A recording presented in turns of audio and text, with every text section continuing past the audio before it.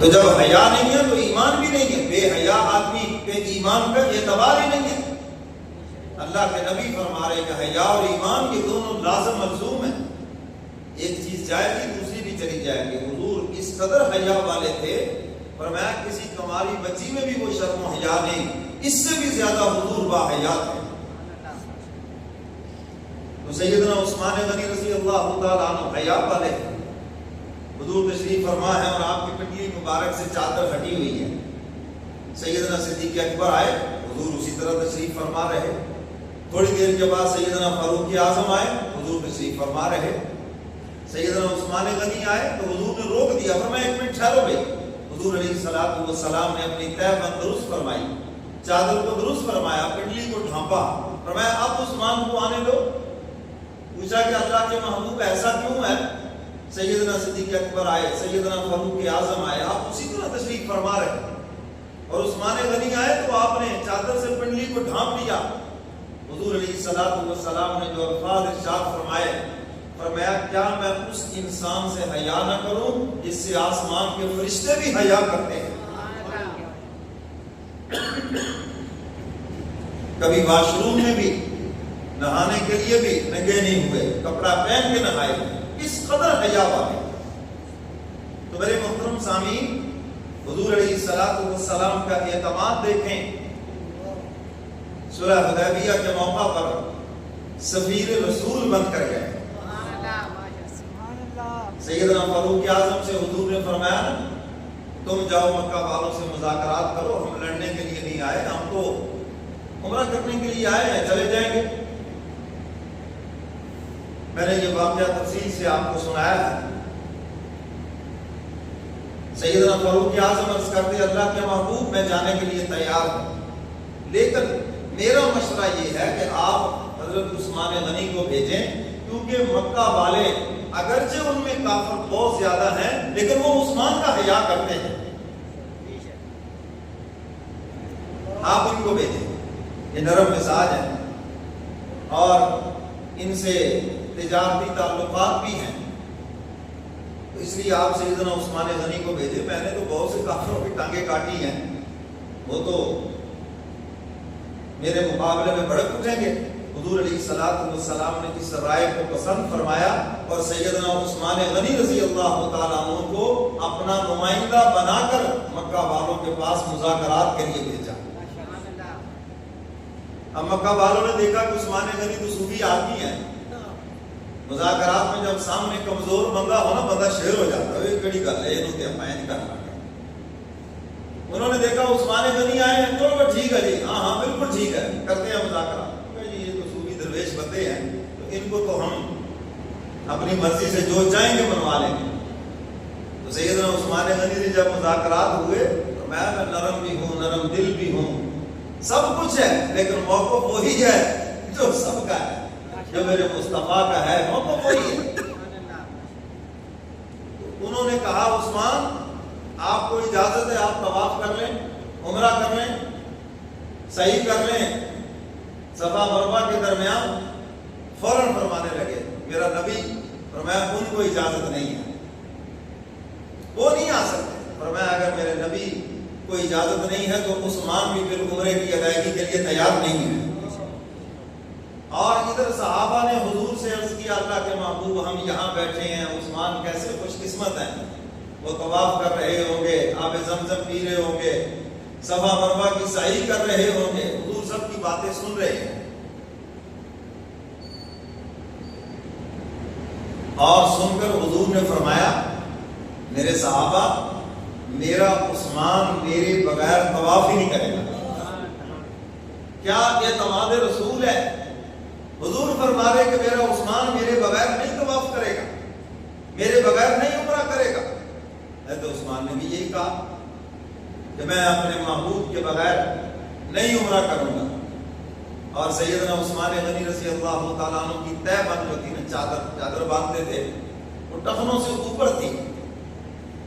ساتھیوں نے کہا کہ یہ قریشی ہاشمی مذاق اڑائیں گے، مکے کے سردار مذاق اڑائیں گے، عثمان جب مکے میں تھا بڑا مالدار تھا، آج اتنا غریب ہو گیا جسم ڈھانپنے کے لیے پورا کپڑا بھی نہیں ہے۔ سیدنا عثمان غنی فرمانے لگے کیا ان بے وقوفوں کی وجہ سے اپنے نبی کی سنت چھوڑ دوں؟ کاش یہ جملہ میرے اور آپ کے دل میں بھی اتر جائے، ان بے وقوفوں کی وجہ سے اپنے نبی کی، بولو، ان بے وقوفوں کی وجہ سے اپنے نبی کی سنت چھوڑ دوں۔ آج ہم نے بھی فیشن کی وجہ سے چھوڑ دی ہے، آج ہم نے بھی غیروں کو دیکھ کر نبی کا طریقہ چھوڑ دیا۔ حضور علیہ الصلوۃ والسلام کے کہنے پہ ٹخنے ننگے نہیں کیے اور انگریز کے کہنے پہ گھٹنے بھی ننگے کر دیے۔ گرمی کا موسم ہے، آپ دیکھیں گے بہت سے لوگ گھٹنے ننگے کر کے موٹر سائیکل پہ پھر رہے ہیں اور سب کو گنہگار کر رہے ہیں۔ یہ گھٹنے سے لے کر ناف تک جو جگہ ہے، حصہ ہے، یہ ننگیز ہے مرد کا، اس کا چھپانا فرض ہے۔ اگر یہ جگہ ننگی ہو جائے نماز ہی نہیں ہوتی۔ پورے بازار میں پھر رہے ہیں، سب دیکھ رہے ہیں، خود بھی گناہگار اور جو دیکھ رہے ہیں وہ بھی گناہگار۔ تو میرے محترم سامعین، مرد کو حضور علیہ الصلوۃ والسلام نے حکم دیا ٹخنے ننگے کریں، اور عورت کو حکم دیا وہ ٹخنے چھپا کے رکھیں۔ فیشن نے الٹ کر کے رکھ دیا۔ تو سیدنا عثمان غنی رضی اللہ تعالیٰ عنہ کو روک لیا جان بوجھ کر، اور یہ خبر مشہور کر دی کہ عثمان غنی شہید ہو گئے۔ ان کا ذہن یہ تھا کہ جب ان کو پتا چلے گا عثمان غنی شہید ہو گئے، وہ سارے بھاگ جائیں گے خود بخود، مذاکرات کی نوعیت ہی نہیں رہے گی، ڈر جائیں گے۔ ان کے ذہن میں یہ بات تھی کہ جب یہ خبر مشہور ہوگی تو عثمان غنی شہید ہو گئے، باقی جان بچانے کے لیے سب بھاگ جائیں گے۔ انہیں کیا معلوم کہ یہ تو سارے جتن ہی جان قربان کرنے کے لیے کر رہے ہیں۔ اب حضور علیہ الصلوۃ والسلام کو جب اطلاع ملی، اب ان کے نمائندے بھی چھپ کے بیٹھے ہیں، کیا رد عمل ہے اس کے اوپر؟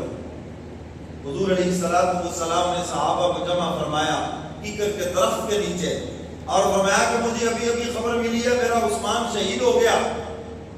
فرمایا آؤ میرے ہاتھ کے اوپر بیعت کرو، میں اس وقت تک واپس نہیں جاؤں گا جب تک میں اپنے عثمان کے خون کا بدلہ نہ لے لوں۔ 26واں پارہ سورہ فتح ہے، خود پڑھ لے۔ درخت کے نیچے بیٹھ کر حضور بیعت لے رہے ہیں، حالانکہ عثمان غنی شہید نہیں ہوئے، گرفتار ہوئے تھے۔ غیب کا علم کون جانتا ہے؟ سارے بولو گے اگر حضور جانتے تو حضور فرما دیتے بھی وہ زندہ ہے۔ قرآن بتا رہا ہے کہ بیعت لی جا رہی ہے۔ فرمایا لقد رضی اللہ عن المؤمنین اذ یبایعونک تحت الشجرہ۔ اللہ راضی ہو گیا ان لوگوں سے جنہوں نے درخت کے نیچے بیٹھ کر میرے کملی والے پیغمبر کے ہاتھ کے اوپر بیعت کی ہے۔ 1400 صحابہ حضور علیہ الصلوۃ والسلام کے ہاتھ کے اوپر بیعت کر رہے ہیں، حضور کا ہاتھ نیچے ہے اور 1400 صحابہ کا ہاتھ اوپر ہے۔ اور کسی نے کہا کاش کہ عثمان بھی ہوتے اور وہ بھی اس بیعت کے اندر شامل ہو جاتے۔ حضور فرماتے ہیں یہ میرا بایاں ہاتھ عثمان کی طرف سے عثمان کا ہاتھ۔ حضور نے اپنے ہاتھ کو عثمان کا ہاتھ قرار دیا، اور جب نیچے بھی حضور کا ہاتھ، بیچ میں 1400 صحابہ کے ہاتھ، اوپر میرے کملی والے پیغمبر کا ہاتھ، اللہ فرماتے ہیں ید اللہ فوق ایدیہم، ان سب ہاتھوں کے اوپر اللہ کا ہاتھ ہے۔ اللہ فرماتے ہیں محبوب اپنے ہاتھوں میں لے کر بس یہ میرے ہاتھ میں دے دو، میں اپنی ذمہ داری سے ان کو جنت میں داخل کر دوں۔ فرمایا لقد رضی اللہ عن المؤمنین اذ یبایعونک تحت الشجرہ فعلم ما فی قلوبہم فانزل السکینۃ علیہم واصابہم فتحا قریبا۔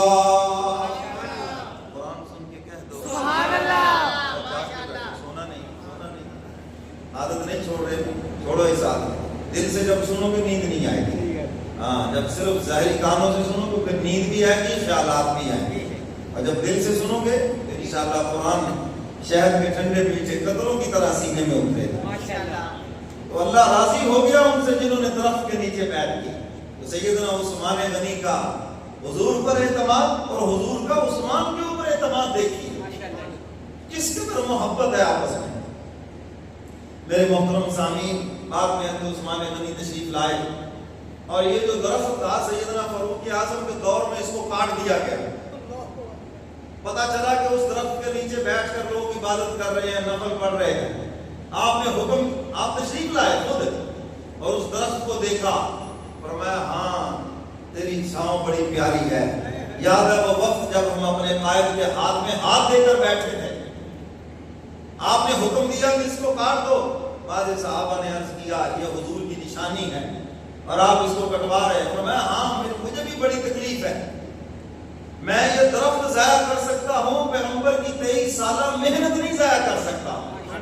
آج اس کے نیچے بیٹھ کے عبادت کر رہے ہو، کل اس درخت کو سجدے کریں گے، کل اس درخت کی آپ عبادت کریں گے. اور آج یہ چیزیں ہیں ایسی ہیں، پیر صاحب بیٹھے سے 5 منٹ درخت کے نیچے، لو جی جھڑیاں لگ گئی، آستانے آباد ہو گئے. ایسے ہے یہ فراست فاروقی پہ قربان جائیں، غلط کما کر کے رکھ دیا. اور میں درخت ضائع کر سکتا ہوں، نبی کی محنت نہیں ضائع کر سکتا. تو سیدنا عثمان غنی رضی اللہ تعالیٰ عنہ کی امتیازی خصوصیات، آپ مالدار بھی ہیں اور سخی بھی ہیں. کیا کہا؟ مالدار بھی ہیں، سخی بھی ہیں. آج جب مالداری کا لفظ آئے نا تو ہمارے ذہنوں میں لوٹ گھسوٹ، بے ایمانی، 2 نمبری، ہیرا پھیری آتی ہے. ہم سمجھتے ہیں پیسے والا وہی ہے جو 2 نمبر ہے، الا ماشاءاللہ، کیونکہ اجتماعی ایک ذہن یہ ہے. ہم سمجھتے ہیں کہ اللہ کا ولی ہونے کے لیے فقیر ہونا بھی ضروری ہے. کیوں جی؟ فقرا ہونا بھی ضروری ہے. حضرت سلیمان علیہ السلام اللہ کے نبی ہیں، اور یہ یاد رکھنا مالداری نبوت کے ساتھ بھی جمع ہو سکتی ہے، ولایت کے ساتھ بھی جمع ہو سکتی ہے. سلیمان علیہ السلام خدا نے حکومت بھی دی، اور جو جنت میں ایک جنتی کو جو حکومت ملنی ہے نا، اس کا نمونہ اللہ نے سلیمان علیہ السلام کی شکل میں دنیا میں دکھا دیا. اور سلیمان علیہ السلام کی بیویاں کتنی تھی؟ 1000. کتنی؟ 1000. آپ سے تو 70 کا وعدہ کیا، ایک محل میں، ساری جنت میں 70 نہیں ہے، ایک محل میں 70 ہوں گی. سلیمان علیہ السلام کی تو اس دنیا میں 1000 بیوی ہے. اور سونے کا وہ فرش جب لگوایا، ملکہ بلقیس ایک دنیا دار عورت، ان کی ٹھاٹ باٹ دے کے ششتر رہ کے حیران رہ کے شیشے کا جب فرش دیکھا، شلوار پنڈلیوں سے اوپر کر لی کہیں پانی نہ لگ جائے. لیکن جب فرش کے اوپر چڑھی تو دیکھا وہ مچھلیاں تو نیچے ہیں، پانی ہے لیکن اس کے اوپر شیشے کی تہ. ہم تو آج یہ چیزیں دیکھ رہے ہیں. سلیمان علیہ السلام کو اللہ نے اس دور میں عطا فرمائی. تو میرے محترم سامعین، حضرات صحابہ کرام میں بھی مالدار صحابہ ہیں. میرے کملی والے پیغمبر کی، میرے کملی والے پیغمبر کا جو فقر ہے وہ اختیاری ہے. آج ہم تو اضطراری فقیر غریب ہے نا، ہم میں کوئی غریب رہنا نہیں چاہتا. سارے داؤ لگاتے ہیں امیر ہونے کے لیے، الٹے سیدھے جو کچھ ہم سے ہو سکے ہوتے نہیں، کیونکہ حکم تو اسی پہ چلنا ہے. ذالک فضل اللہ یؤتیہ من یشاء، اس کا فضل ہے جس میں چاہے سو کرے. اسی پر تو حضرت علی رضی اللہ تعالیٰ عنہ فرماتے ہیں نا، اسباب کے اوپر ایک طاقت ہے، کبھی ہونے نہیں دیتی اور کبھی بغیر اسباب کے کر کے بھی دکھا دیتی ہے، اور وہی اللہ رب العزت ہے. تو ہمارا فقر تو مجبوری ہے، حضور کا فقر مجبوری نہیں تھا، اختیاری تھا، حکم بلکہ پیشکش ہوئی کہ محبوب اگر آپ چاہیں ہم بہت پہاڑ کو سونے کا بنا دیتے ہیں اور یہ آپ کے ساتھ ساتھ چلا کرے. ادھر پیشکش ہوئی، ادھر حکم ہو چکا تھا، میرا محبوب ہاں کرے اور ہم کہیں کہ یہ لوگ بنا ہوا ہے. حضور علیہ السلام 11 لاکھ مربع میل کے حکمران بھی ہیں، اور آخری حج پر آپ نے 100 اونٹ ذبح فرمائے. کتنے جی؟ 100. یہ 100 اونٹ کو 500 کیا آتے تھے؟ آج دیکھو 100 اونٹ کی کتنی قیمت ہے. اور حضور جب ذبح فرما رہے تھے نا، نہر کرنا، اس جگہ کے اوپر مارنا اونٹ کے سینے کے اوپر، تو حضور علیہ السلام ہاتھ سے ذبح فرما رہے تھے اور اونٹ لائن میں لگ کے خود آ رہے تھے حضور کے ہاتھوں سے قربان ہونے کے. کیونکہ آپ کو اللہ نے تمام جہانوں کے لیے رحمت بنا کر بھیجا ہے. آسمان کے جہان ہو، زمین کے جہان ہو، سب کے لیے آپ نبی ہیں. جانور بھی جانتے ہیں. تو حضور علیہ السلام نے 100 اونٹ ذبح فرمائے. تو میرے محترم سامعین، حضور کے ساتھیوں میں، حضور کے یاروں میں حضرت عبد الرحمن بن عوف مالدار ہیں، سیدنا عثمان غنی مالدار ہیں. اور میں اکثر کہا کرتا ہوں، آج کوئی مالدار ہو اور پھر دیندار ہو، اس سے بڑا خوش نصیب کوئی نہیں ہے. دنیا کی تکلیفوں سے بھی بچ گیا اور آخرت کی راحتیں بھی اس کا مقدر ہو گئی. لیکن زیادہ تر مالدار ہیں مگر ہیں بے دین ہو، فاسق ہیں، فاجر ہیں، اور ان کا مال اللہ اس کے رسول کی ناراضگی میں صرف ہوتا ہے. بجائے کہ اس مال و دولت سے وہ جنت بنائے، جہنم خرید کے جاتے ہیں. سیدنا فاروق اعظم رضی اللہ تعالیٰ عنہ کے دور خلافت میں اتنا ڈھیر لگ گیا سونے چاندی کا، آدمی کھڑا ہوتا تھا تو اسی طرف نظر نہیں آتا تھا. ساتھیوں کو جمع فرمایا، فرمایا آؤ دعا کریں، یا اللہ اس مال و دولت سے ہمیں اپنی آخرت بنانے کی توفیق عطا فرما، ہمیں آخرت بگاڑنے کی کبھی توفیق نہ دے. مالداروں کے لیے اللہ نے جنت آسان بنائی ہے، مگر افسوس آسان جنت کو انہوں نے خود مشکل بنا لیا. بعض مالدار میدان محشر میں کھڑے ہوں گے، ادھر سفارشی کہیں بیوہ کھڑی ہے، کہیں یتیم کھڑے ہیں، کہیں غریب کھڑے ہیں، کہیں غریب رشتہ دار کھڑے ہیں، کہیں مدارس، کہیں مساجد. غزے کے جہاں جہاں اس کا پیسہ لگتا تھا وہ طلباء، علماء، وہ سارے کے سارے اس کے سفارشی بن کے کھڑے ہیں. اللہ مسکرائیں گے جیسے پھر اللہ کی شان کے مناسب ہے، اور حق تعالیٰ فرمائیں گے مجھے تو علم ہے جو کچھ بھی ہے، لیکن فرمایا میں بھی سخی ہوں. اور اللہ فرماتے ہیں میں سخی کو پسند کرتا ہوں، مجھے بخیل سے نفرت ہے. فرمایا تیری سخاوت کی وجہ سے تیری بخشش کرتا ہوں. عثمان غنی سخی ہے، مال ہو پھر دیندار ہو اور پھر سخی ہو. ہم سخی سمجھتے ہیں جو اڑائے، فضول خرچ ہو. قرآن کہتا ہے فضول خرچ تو شیطان کے بھائی ہیں. ان المبذرین کانوا اخوان، فرمایا تو شیطان کے بھائی ہیں. سخی کون ہے؟ زکات کے موقع پہ زکات دے، عشر کے موقع پہ عشر دے، صدقہ فطر کے موقع پہ صدقہ فطر دے، قربانی کے موقع پہ قربانی کرے، اور جہاں پر کوئی ضرورت مند نظر آئے اللہ کی خوشنودی کے لیے خرچ کرے، اللہ کو راضی کرنے کے لیے خرچ کرے. حدیث مبارکہ میں آتا ہے حق تعالیٰ قیامت کے دن پوچھیں گے میرے بندو میں پیاسا تھا تو نے مجھے پانی نہیں پلایا، میں بھوکا تھا تو نے مجھے کھانا نہیں کھلایا، میں بیمار تھا تو نے میری بیمار کرسی نہیں کی، میں ضرورت مند تھا تو نے میرا پتہ ہی نہیں کیا. بندے عرض کریں گے مولا آپ تو پاک ہیں ان چیزوں سے. فرمایا ہاں میں تو پاک ہوں، لیکن یہ جو میری مخلوق ہے یہ میرا ہی تو کنبہ ہے. فرمایا اگر تو مجھے کسی بیمار کی بیمار کرسی کے لیے جاتا، مجھے وہاں پاتا، کسی ضرورت مند کی ضرورت کو پورا کرتا، مجھے وہاں پاتا، کسی بھوکے کو کھانا کھلاتا، فرمایا یہ مجھے کھلانے کے مترادف ہے. کسی پیاسے کو پانی پلاتا، ضرورت مند کی ضرورت کو پورا کرتا. حق تعالیٰ فرماتے ہیں مجھے بھی وہیں پہ پاتا. آج گرمی کا موسم ہے، اپنی دکانوں کے لوگوں کو پانی پینے کے لیے آسانی کریں، کولر بھر کے رکھے تو پینے آ جائے. چہرے پہ 12:30 نہ بجائے، لو جی کیا مصیبت ہے جناب تم نے تو کام ہی پکڑ لیا. حدیث مبارکہ میں آتا ہے قیامت کے دن بہت سے جنتی اس بات پہ جائیں گے کہ انہوں نے لوگوں کو پانی پلایا. اجعلتم سقایۃ الحاج وعمارۃ المسجد الحرام. قرآن پاک میں بتایا تھا کہ جو مکے کے کافر تھے یہ حاجیوں کو پانی پلاتے تھے، ان کی اچھی ادا اللہ نے اس کو قرآن میں بیان کیا. تو میرے محترم سامعین پیاسے کو پانی پلانا، حدیث مبارکہ میں آتا ہے کہ جنتی بھاگا جا رہا ہوگا تو ایک اس کا بازو پکڑ لے گا، رکو رکو میری سفارش کرو خدا کے دربار میں. ہر جنتی کو ایک آدمی کی سفارش کا حق ہے. میں نے گرمی کے موسم میں تجھے ٹھنڈا پانی پلایا تھا، آج اس کے بدلے خدا کے دربار میں سفارش کرو. اور وہ سفارش کرے گا، حق تعالیٰ اس کی سفارش کو قبول فرما کے بندے کی بخشش فرما دے. بھائی بھوکوں کو کھانا کھلائیں، آپا کھلانے ہیں رجیام جو جی چودھریوں کو کھلائیں گے، پیسے والوں کو کھلائیں گے. میرے مرشد فرمایا کرتے تھے پیسے والوں کو کھلاؤ گے تو وہ کیا کہیں گے، اور یہ اسٹامک پرابلم رات آپ کی دعوت کھائی تھی میری طبیعت خراب ہوگی، کیا میں ہی کرتا رہتا ہے. رات جناب دعوت گئی یہ ہو گیا جی کولیسٹرول بڑھ گیا، یورک ایسڈ بڑھ گیا، اور ویسے بھی تو عید کا گوشت کھا کے اب یورک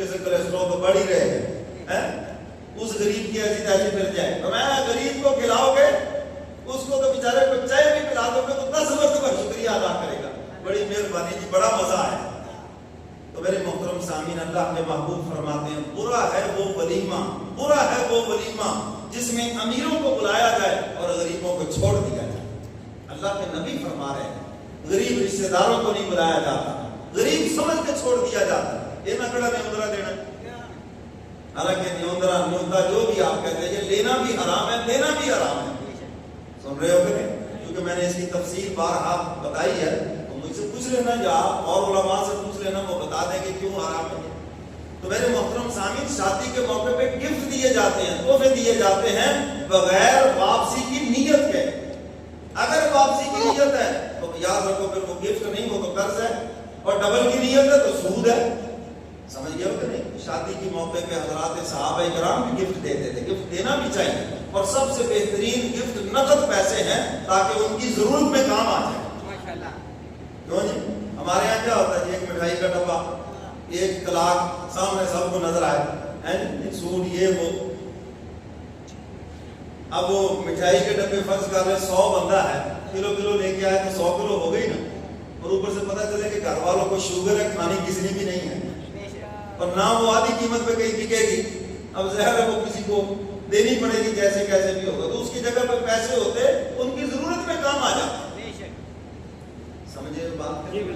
تو میرے محترم سامعین, ہم نمود و نمائش کی چیزوں میں لگ گئے. جب بھی مالداری کی بات آتی ہے ہمارے ذہنوں میں وہ لوٹ گسوٹ, 2 نمبری اور یہ چیزیں آتی ہیں.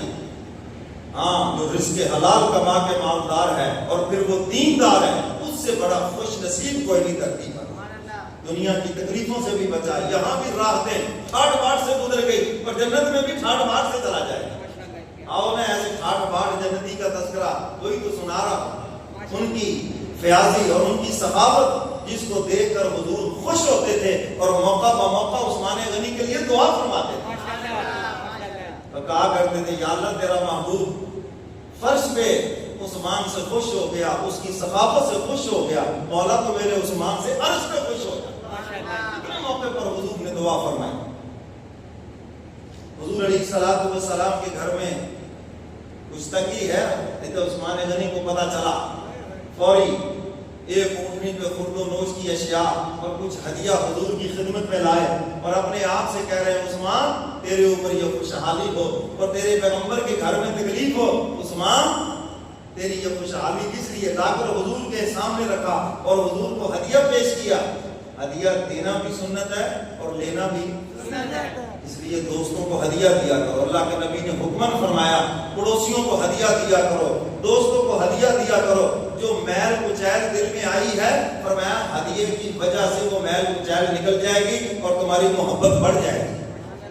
سمجھئے ہو کہ نہیں؟ ہدیہ دیا کرو. خوشبو حضور ہدیہ کبھی بھی رد نہیں فرماتے تھے, قبول فرماتے تھے اور دعا دیتے تھے, جزاک اللہ, اللہ اس کی بہتر جزا تمہیں عطا فرمائے. تو میرے محترم سامعین, سیدنا عثمان غنی رضی اللہ تعالیٰ عنہ مکہ سے ہجرت کر کے مدینہ منورہ تشریف لائے. ایک ہی کنواں ہے پورے مدینے میں جہاں سے لوگ پانی پیتے ہیں. حضرات صحابہ کرام حضور کی خدمت میں آئے, اللہ کے محبوب ہم ہجرت کر کے آئے, ہمارے پاس اتنے پیسے نہیں ہیں کہ کھانا خرید لیں, اور اوپر سے پانی بھی ہمیں قیمتاً ملتا ہے, ہم کیا کریں؟ ایک ہی کنواں ہے میٹھا پانی.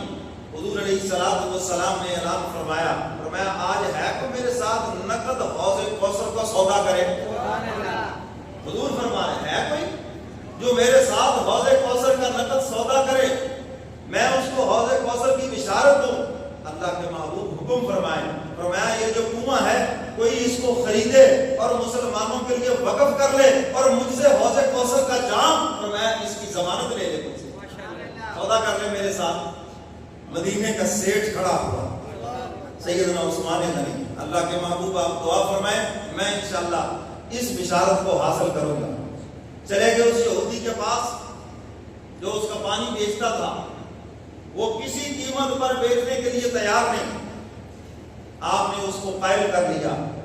ظاہر کاروباری حضرات پھر بات کرنے کا اللہ نے طریقہ دیا ہوتا ہے کہ کاروباری کو کیسے قائل کرنا ہے.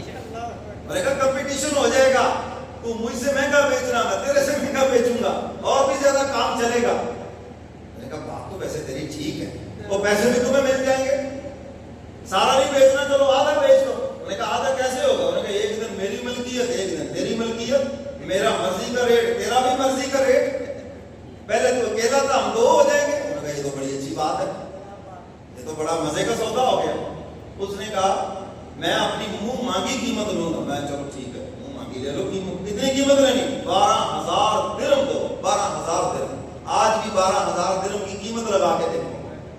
12,000 درہم نقد دیے, سودا کر لیا. ایک دن یہ کنواں میری ملکیت, میں جتنے میں مرضی بیچوں, اور ایک دن تیری ملکیت, تو جتنے میں مرضی بیچ. اس نے کہا بالکل ٹھیک ہے, کمپٹیشن میں کام اور تیز ہو جائے گا.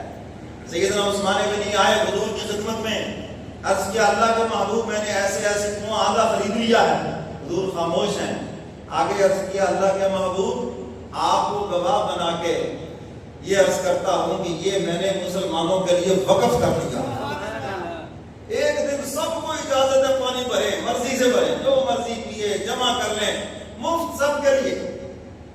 اب حضرات صحابہ کرام اس دن پانی جمع کر لیتے گھروں میں ایک دن کا.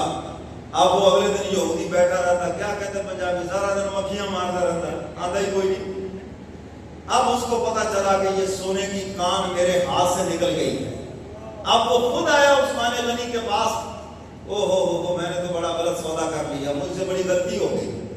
اب یہ ہے کہ تم ایسے کرو, باقی بھی آدھا خریدو. فرمایا اب میری مرضی کی قیمت ہوگی. پہلی قیمت تمہاری مرضی کی تھی, اب میری مرضی. انہوں نے کہا چلو جو دینا ہے دے دو.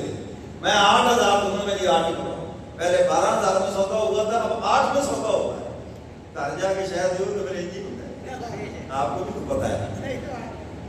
تو پورا کنواں سیدنا عثمان غنی نے خرید کر مسلمانوں کے لیے وقف کر دیا. اللہ سب کو مدینے لے جائے. آج بھی دیکھو بیر عثمان موجود ہے. سیدنا عثمان غنی رضی اللہ تعالیٰ عنہ کا وہ کنواں آج بھی موجود ہے, پانی آج بھی موجود ہے. مسجد نبوی کی توسیع کا معاملہ آیا, حضور فرماتے ہیں کوئی ہے تو مجھ سے جنت کے محل کا سودا کر لے. صحابہ نے عرض کیا اللہ کے محبوب کیا حکم ہے؟ فرمایا یہ مسجد نبوی چھوٹی ہے, میں اس کو بڑا کرنا چاہتا ہوں.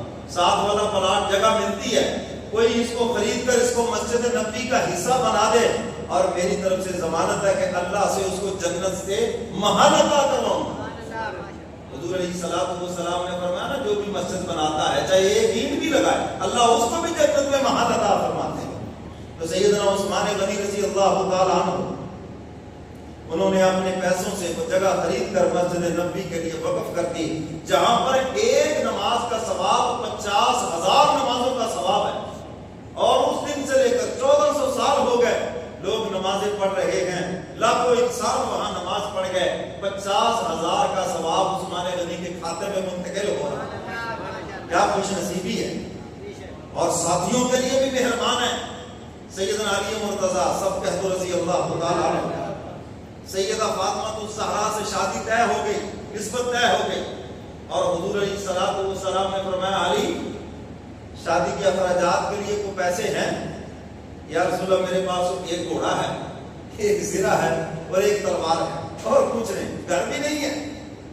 اس وقت شادی ہوتی تھی اسلام کی بنیاد پر, شجاعت کی بنیاد پر, بہادری کی بنیاد پر, خاندان کی بنیاد پر. پیسے کا کوئی نام و نشان ہی نہیں تھا. آج کل تو سارے فیصلے پیسوں پہ ہوتے ہیں. پیسوں والے ہوں, استخارے بھی ٹھیک, خواب بھی ٹھیک, سوہنے بھی ٹھیک, مشورے بھی ٹھیک, اور اگر پیسے نہیں ہیں تو سب کچھ الٹ. سب نظر آتے ہی مولوی صاحب خواب دے ادھر ادھر سوچ رہی ہے تو پتہ نہیں کی نظر آتا ہے. پیسے نہیں, اگر وہ پیسے والے ہیں تو پھر سب ٹھیک ہے. کیوں جی ایسے ہے؟ 35 جگہ تو استخارہ ہے, سارا نے کہا ٹھیک ہے ٹھیک ہے جلدی کرو. ہاں اللہ اکبر. اس کا نتیجہ کیا نکلا؟ جتنی نکاح کی تعداد ہے اتنی طلاقوں کی تعداد ہوئی پڑی ہے. کیونکہ انسان کی انسان سے شادی نہیں, مکان کی مکان سے شادی ہے, گاڑی کی گاڑی سے شادی, اسٹیٹس کی اسٹیٹس سے شادی ہے. اور پھر بعد میں جب وہ نکلتا نہیں, کیونکہ ہمارے بچے بچیوں کے دماغوں میں میڈیا نے, ڈراموں نے, فلموں نے کار کوٹھی بنگلہ پیلس دفتر ٹھاٹ باٹ بٹھا رکھا ہے. دماغوں میں جب یہ بیٹھا ہوا ہے, اس سے نیچے بات ہی نہیں. میں کہتا ہوں حیران ہوتا ہوں, بچے والے آ کے پوچھتے ہیں کہ بچی والوں کا گھر ٹھیک ہے, یہ آپ کا کیا لینا دینا اس کے گھر سے جو اپنے جگر کا ٹکڑا تمہیں دے رہا ہے. خوشحال ہیں۔ میرے محترم سامعین، یہ وہ معاشرتی برائی ہے جس سے ہم سب گزر رہے ہیں، ہم سب گزر رہے ہیں، اور کردار ادا کرنا چاہیے دینداروں کو، اور دیندار جو مالدار ہیں ان کو کردار ادا کرنا چاہیے، یہ مثال بنے لوگوں کے لیے۔ تو خیر، سیدنا عثمان غنی رضی اللہ تعالیٰ عنہ کی سخاوت ساتھیوں کے لیے۔ سیدنا علی مرتضیٰ سے حضور نے پوچھا شادی کے اخراجات، اور یہ بھی مسئلہ بتا دوں، جہیز، گھر، یہ سارے اخراجات بچے کے ذمے ہیں، بچی والوں کے ذمے ہی نہیں ہیں۔ کس کے ذمے ہیں؟ بولو بولو، بڑے دل میں کہہ رہے ہیں مولوی صاحب ریڈر مسجد ہے یا کوگلی مسجد لگ رہی ہے؟ ہمیں یہ مسئلے بتا رہے ہیں۔ آج بھی عربوں کے اندر یہی رواج ہے، یہ پٹھانوں کے اندر بھی یہی رواج ہے، یہ ہمارے یہاں، کیونکہ ہمارے آباء و اجداد ہندوؤں کے ساتھ رہے ہیں انڈیا میں، تو وہی ہندوانہ رسمیں ہیں ہماری خوشیوں اور غمیوں کے اندر، ڈرامے فلمیں دیکھ کر انڈیا کی آج بھی وہی رسمیں ہیں ہمارے اندر۔ اسلام بہت دور ہے اور ہم پتہ نہیں کہاں پھر رہے ہیں۔ حضور نے پوچھا ہاں میں شادی کے اخراجات، یا رسول اللہ یہ 3 چیزیں ہیں بس، آپ حکم فرمایا۔ فرمایا اچھا ایسے کرو، گھوڑا رکھو اپنے پاس جہاد کے لیے، تلوار بھی رکھو، میں یہ زرہ بیچ دوں۔ سیدنا عثمان غنی رضی اللہ تعالیٰ عنہ زرہ بیچنے کے لیے مدینے کے بازار میں گئے، اور آگے سے سامنا ہو گیا مدینے کے سیٹھ کا۔ کس کا سامنا ہوا؟ علی بھائی کدھر جا رہے ہیں؟ آپ کو پتہ نہیں میری فاطمہ سے نسبت طے ہو گئی ہے، شادی کے اخراجات پورے کرنے ہیں، اور میں یہ زرہ بیچنے کے لیے۔ اچھا زرہ بیچنے کے لیے آئے ہو، کتنے کی ہے؟ یہ 150 درہم۔ علی بھائی آپ کو پتہ ہی نہیں، یہ خیبر کے موقع پر آپ کو مال غنیمت میں ملی ہے، یہ تو بڑی قیمتی زرہ ہے۔ اچھا میں یہی تو بتاتا ہوں، ہمیں پتہ چل جائے اس کی بیوی ہاسپٹل میں پڑی ہے اور یہ موبائل بیچنے آیا ہے، ہمیں پتہ چل جائے اس کے اوپر کوئی مقدمہ ہے اور اس نے فیس دینی ہے، آج اس کو ذرا پھانسی لگ جائے اس کا بچہ یا رشتہ دار کوئی، اور یہ مکان بیچنے کے لیے بازار آیا ہے۔ یہ سارا مسلمانوں کا شہر ہے، یہ سارا نمازیوں کا شہر ہے، لیکن اس بیچارے کو پوری قیمت تو بڑی دور کی بات ہے، جو بھی چاہے گا کہ کسی طرح میں اس کو ذبح کر کے رکھوں، ایسے ہے، اور کسی کی مجبوری سے فائدہ اٹھانا یہ یہودیوں کا کام ہے، یہ مسلمانوں کا کام ہی نہیں ہے، یہ یہودیوں کا کام ہے۔ اسی لیے سود خور ہے، وہ لوگوں کی مجبوریوں سے فائدہ اٹھاتے ہیں، مجبور ہے وہ، اور اس کو جناب سود کے اوپر قرضہ دیں گے، دگنا چگنا اس سے وصول کریں گے۔ مسلمان مجبوریوں سے فائدہ نہیں اٹھاتا بلکہ وہ مسلمان کا سہارا بنتا، اور یہ سیکھو سیکھ سبق سیدنا عثمان غنی سے۔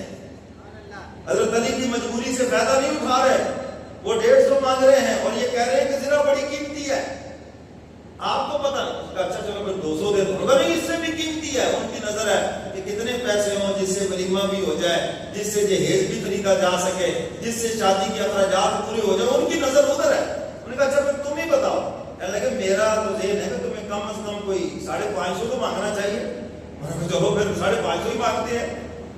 تو پھر آپ نے ان سے بارگیننگ کر کے دل بھی خوش کر دیا، 480 درہم میں سودا کیا، 480 درہم دیے اور زرہ ان سے لے لی۔ سیدنا علی مرتضیٰ چل پڑے، سیدنا عثمان غنی بھی مخالف سنگ میں چل پڑے، 10 قدم چلے تو پیچھے سے آواز دی، علی بھائی بات سننا، کیا بات ہے؟ فرمایا یار شادی کے موقع پر دوستوں کو گفٹ دیا کرتے ہیں، لیجئے عثمان کی طرف سے یہی زرہ شادی کا گفٹ قبول کرتے ہیں۔ سمجھ آ رہی ہے بات بھائی؟ شادی کے موقع پہ گفٹ دیے جاتے ہیں جس کے اندر واپسی کی نیت نہ ہو۔ یہ جو نیوزرا لکھا جا رہا تھا وہ جو منکر نکیر سے بیٹھے ہوتے ہیں، ہاں یہ تو واپسی کے لیے ایسا، اور لڑائی ہوتے دیکھیے، دو جی آج سے 20 سال پہلے 500 دیا تھا، آج کس منہ سے 500 دے رہے ہو؟ سونے کا ریٹ دیکھو، ڈالر کا ریٹ تو دیکھو نا جی، آج کے حساب سے تو 20,000 بنتا ہے، یہ سود نہیں بنتا تو پھر بنتا اور کیا ہے؟ مجھے بتاؤ بھائی، کیوں جی بنتا ہے؟ 500 پہ آپ 20,000 مانگ رہے ہیں، یہ سود نہیں تو اور کیا؟ لڑائیاں ہوتی دیکھی۔ سیدنا علی مرتضیٰ رضی اللہ تعالیٰ نے شادی کا گفٹ قبول کیا، آ گئے حضور کے دربار کے اندر، حضور علیہ السلام نے دیکھا، فرمایا علی کیا زرہ بکی نہیں؟ سارا واقعہ بتایا، اور وہ جو درہم تھے حضور نے ہاتھوں میں لی، اس کو لوٹ پوٹ کر رہے ہیں، اور آسمان کی طرف چہرہ کر کے عرض کرتے، مولا آج فرش کے اوپر تیرا مصطفیٰ عثمان سے خوش ہو گیا ہے، عرش کے اوپر آپ میرے عثمان سے خوش ہو گئے۔ اور حضور نے فرمایا تھا آج میرا اتنا دل خوش ہے، آج کے بعد عثمان گناہ بھی کرے تو نامہ اعمال میں نیکی لکھی جائے گی، اور نیکی کرے گا تو ڈبل لکھا جائے گا۔ اسی لیے تو کہنے والے نے خوب کہا ہے نا، وہ داماد نبی ہم سب جسے عثمان کہتے ہیں، کہہ دو سبحان اللہ، ساتھ ہی کہہ دو ماشاءاللہ۔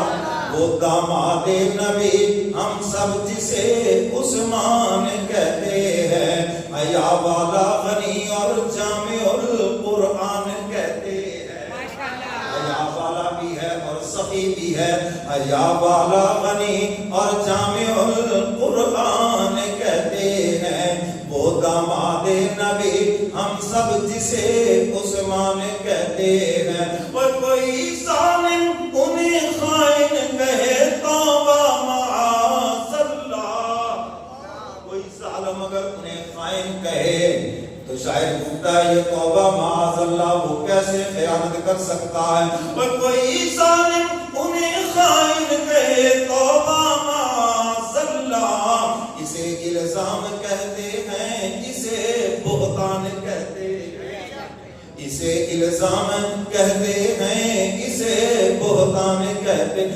غنی تھے مال کیا ہے راہ حق میں جان تک دے دی، غنی تھے مال کیا ہے راہ حق میں جان تک دے دی، اسے ایثار کہتے ہیں، اسے احسان کہتے ہیں، اسے ایثار کہتے ہیں، اسے احسان کہتے ہیں۔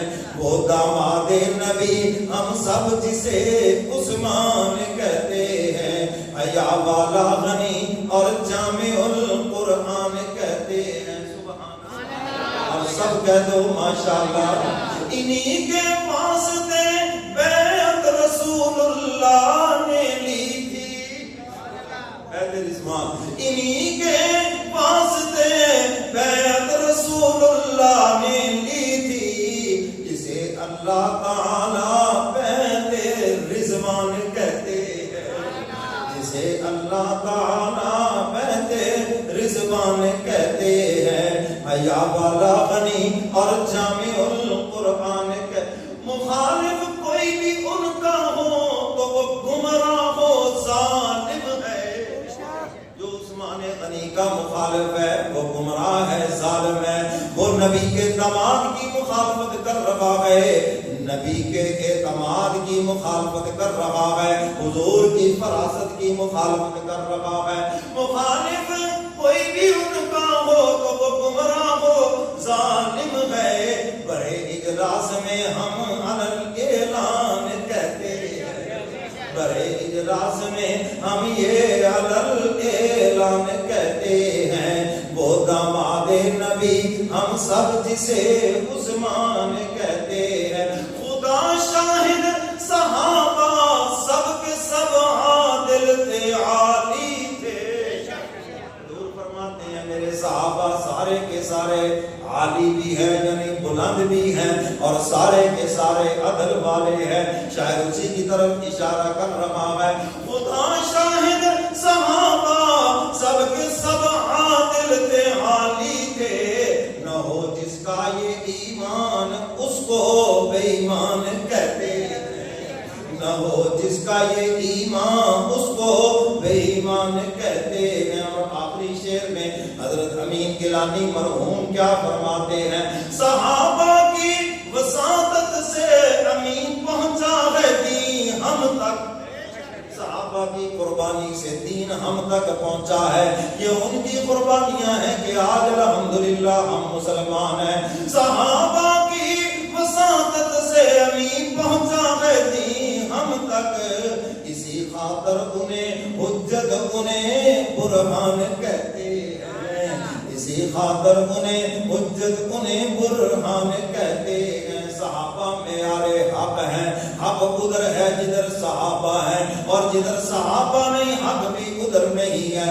وہ داماد نبی ہم سب جسے عثمان کہتے ہیں، حیا والا غنی اور جامع القرآن کہتے ہیں، سب کہہ دو سبحان اللہ۔ ساتھ ہی کہہ دو ماشاءاللہ۔ تو سیدنا عثمان غنی رضی اللہ تعالیٰ عنہ مالدار بھی تھے، دیندار بھی تھے، اور جنت کی خوشخبری پانے والے بھی ہیں۔ ایک مرتبہ نہیں، حضور علیہ الصلوۃ والسلام کی زبان مبارک سے کئی مرتبہ جنت کی بشارت پائی ہے۔ آئندہ جمعے انشاءاللہ یہیں سے آگے چلیں گے۔ اللہ مجھے اور آپ